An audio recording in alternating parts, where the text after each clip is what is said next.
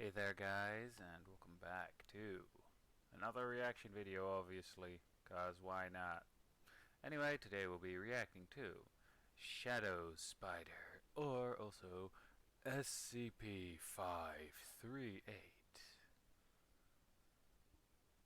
So yeah, let's press play and see what's gonna happen, shall we? Also, apparently there is a some kind of debacle going around with SCP animation channels and those who do the full-length articles, which in some cases take more than an hour. Honestly, my opinion on that whole situation is, what a childish thing to be pissy about. An SCP Foundation doctor wearing a hazmat suit is escorted by two guards through the secure facility.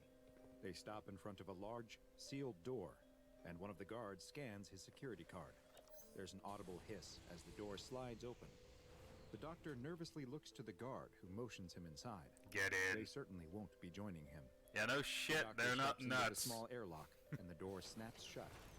A complicated locking mechanism seals the door behind him. He's truly locked in. But the reverse with what? process then begins on the locked door in front I of him. think it's a shadow spider. And the Not door really opens, sure though. Revealing a room with bright lights that briefly blind the doctor. As his eyes adjust, he can see that the entire room is white and bathed in an intense light. He steps out of the airlock and towards the center of the room. And then he gets task killed. awaits. He takes one slow step at a time, pausing for a moment after each before taking the next. The doctor wants to get this over with as quickly as possible, but he has to abide by the protocols, and this is how they dictate that one must walk in this containment chamber. As the doctor gets closer to the center, and his eyes further adjust to the bright light, he can finally see what this room contains. In the very middle of the room, directly under the lights, is a man. He's lying on a table and isn't moving at all, except for his slow, rhythmic breathing, which is assisted by the ventilator he's connected to. A feeding tube has been placed inside his nose, and numerous machines next to the man hum and beep as they measure his vital signs.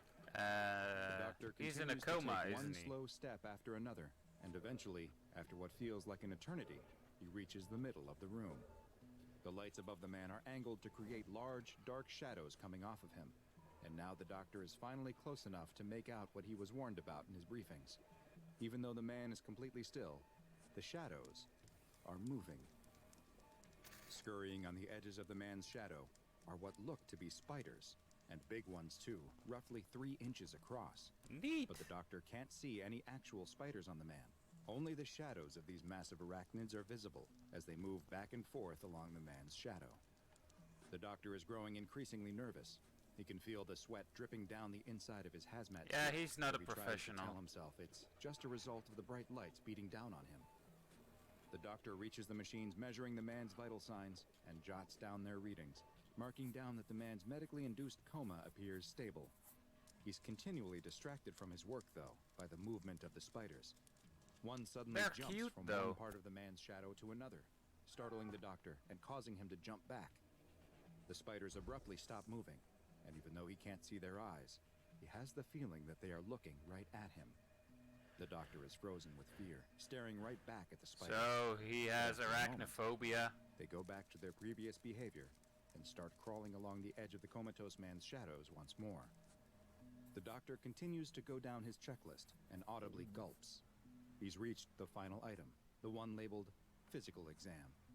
Nervous sweat runs down his face into his eyes, and he wishes he wasn't wearing this hazmat suit so he could wipe it off. He knows he must get much closer to the man, and more importantly, his shadow, than he feels comfortable with. He has to physically take the man's pulse, though. They won't let him out of this room if he doesn't. He reaches out towards the man's hand. Take his pulse or slowly die. and carefully. He can see the shadow of his hand getting dangerously close to the man's shadow, and the spiders. One of the spiders stops moving, as if it is watching and waiting for the doctor's shadow to get closer. It raises up on its hind legs, looking like it is ready to pounce. And The doctor then gets closer and closer to the man's hand, when out of nowhere, the room is rocked by an explosion. The doctor spins around, and on a monitor next to the airlock door, he can see a feed of the hallway outside. The guards Uh-oh. who had escorted him run down the hall as a red emergency light flashes. He turns back to the man on the table. The spider that was waiting for him lowers itself out of its attack mode and goes back to scurrying along the shadow. The room is shaken by an even bigger explosion, and it suddenly goes dark. The power must have gone out from whatever is happening outside. He can hear the sound of muffled gunfire mixed with far-off screams, but both are drowned out by his nervous, heavy Just an breathing inside of the suit. everyday Friday night. The doctor drops to the ground and tries to You crawl know, back to just the your door. normal He everyday has no Friday idea night. which direction it is. For me, anyway. He hits his head hard and hears a crack come down his mask. That must have been the table. The doctor turns and crawls the other direction, eventually finding the airlock door. He stands up and bangs and pulls on the door. But it Too won't move. late. He fumbles with his hazmat suit and finds the button for his emergency light. A chemical light comes on inside of his suit, casting his face in a sickly yellow light. But the light starts to flicker. Something must be malfunctioning. The No, light it's on not. one side of his protective mask goes out, leaving half of his face in darkness. But that's the least of his problems, because all of his attention is now focused on the shadow moving across his face. It's the shadow of a spider. His eyes go wide as the spider stops and stands up on its rear legs. Arachnophobia, the fear of spiders, and sciophobia, the fear of shadows, are some of the most common phobias. And today's SCP file is a terrifying and dangerous combination of both. They I'm pulled a Dr. Dragon Ball Bob, Z and this fusion. is SCP-538, also known as the Shadow Spiders. Get it? SCP-538 is what appears to be a kind of living shadow, not dissimilar to SCP-017, though these shadows always take the form of an unknown species of spider. These anomalous arachnids seek out the shadows cast by other living objects, attaching themselves to the edge of the living creature's shadow in such a way that their own shadows aren't obscured. Once attached to a shadow, the spiders will appear to feed off of them. This allows them to rapidly grow in size, with adults And measuring lay a total area of roughly eggs. 15 square centimeters. Once they reach their full size, they will continue to feed, though this will only maintain their size. The feeding process seems to not impact the host in any way, and the spiders can remain on a shadow indefinitely. While the spiders have been observed feeding on the shadows of inanimate objects when no living creatures are available, these don't appear to provide the spiders with whatever nutrients they require, and they will slowly atrophy and decrease in size. It is only when they are connected to the shadow of a living organism that SCP-538 can thrive. SCP-538 are not locked to the shadow they are on, though.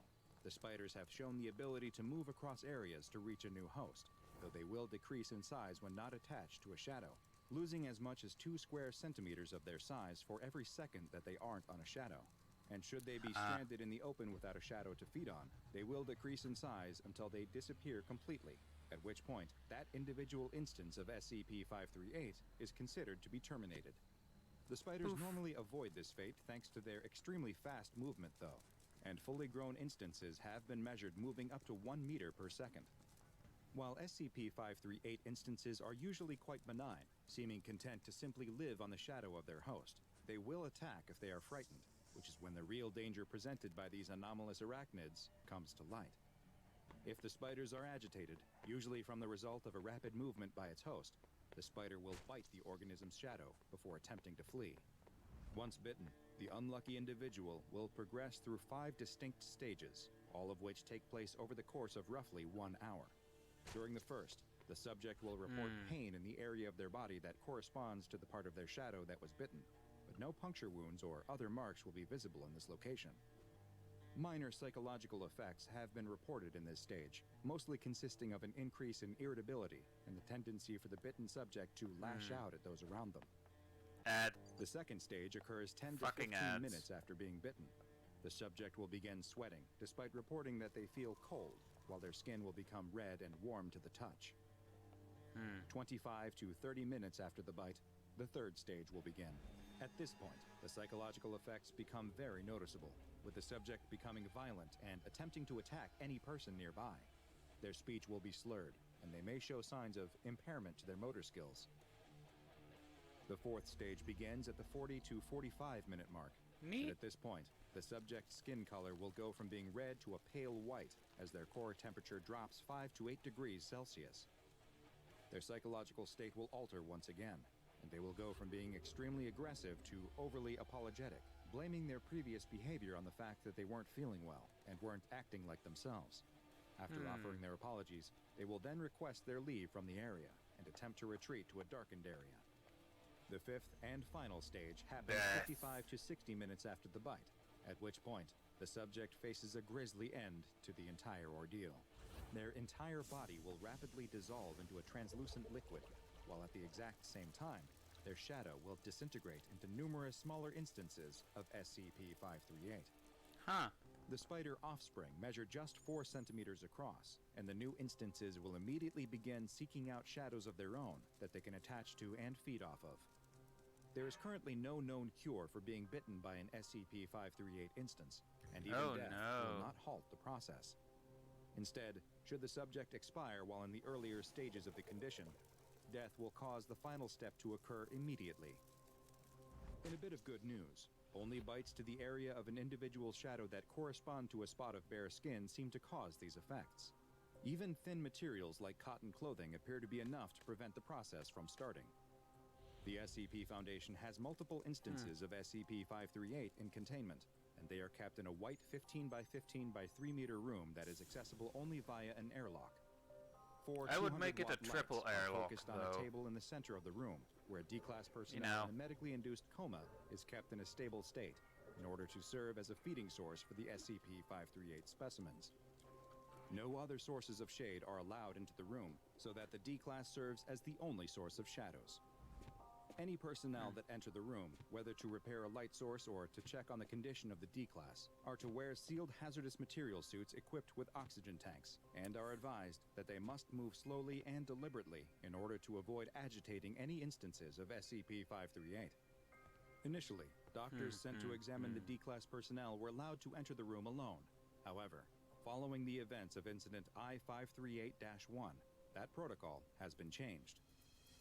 During the incident, an attack by the Chaos Insurgency caused disruptions to both the main and backup power sources to the part of the site where the SCP-538 containment cell is located. Yeah, no just shit. As a Foundation doctor was in the middle of an examination of the comatose D-class. Power outage led to all lights in the containment cell shutting off, while at the same time sealing the airlock that provides the only means in or out of the room and trapping the doctor inside. The power was not able to be restored to the containment cell for another 18 hours, at which point the doctor was finally removed from the cell. The doctor sobbed uncontrollably as he kept repeating that he could feel them crawling all over him. The doctor was required to attend mandatory psychological therapy for his newly developed arachnophobia, and was later reassigned. Following this incident, the examination protocol was updated, and health checkups of the D-class personnel are now performed by a doctor who is accompanied in the cell by 2 security personnel, each of whom are equipped with 2 250-watt flashlights that can be used in the event of another disruption to the lights. If at any time a staff member is bitten by one of the spiders, they are to be immediately placed within SCP-538's containment cell as soon as possible, as the failure to properly contain them could easily lead to a massive containment breach by SCP-538 entities. Oh, Bitten really individuals now? will often attempt to hide the fact that they are bitten, so anyone who comes into contact with the shadow spiders must be carefully monitored for signs of any of the symptoms that follow a bite. The ease with which they could quickly spread, and the huge threat they pose to humanity, has led to SCP-538 being classified as Euclid. And while the Foundation hopes that they have been successfully contained, we all must remain ever vigilant of movement on the edge of shadows. Should you spot something, don't take any chances. Your future non-liquefied body will thank you for it. Now go and watch another entry from the files of Dr. Bond. for all you know, Make I sure like you to be subscribe and turn on liquefied. notifications so you don't miss a single anomaly as we delve further and further into the SCP Foundation's classified archives.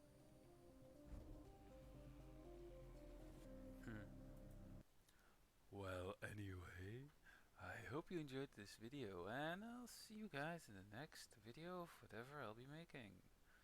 So yeah, bye.